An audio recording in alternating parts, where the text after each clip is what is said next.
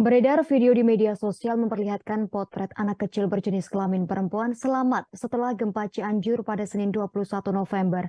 Bocah tersebut selamat setelah 1 jam tertimpa reruntuhan rumahnya saat gempa berskala 5,6 tersebut mengguncang Cianjur sekira pukul 1:21. Video tersebut diunggah akun TikTok bernama @adinda_ps pada Selasa 22 November lalu.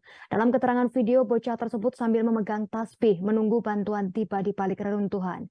Akibat gempa dahsyat tersebut, saat ini sudah 268 orang meninggal dunia, sementara ratusan warga lainnya luka-luka.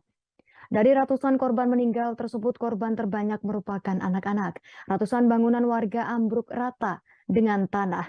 Ribuan warga mengungsi imbas gempa 5,6 mengunjung maksud kami di daerah Cianjur yang getarannya terasa hingga Jakarta. Mulanya perekam video memperlihatkan suasana di desanya setelah gempa terjadi. Tampak banyak bangunan yang ambruk beserta warga yang masih terlihat panik. Tak lama kemudian kamera mengarah kepada seorang pria tengah menggendong anak perempuannya yang mengenakan pakaian berwarna pink.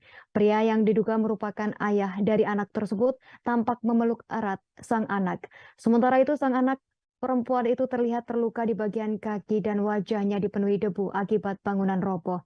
Rupanya anak perempuan tersebut baru saja dievakuasi setelah 1 jam tertimpa bangunan roboh.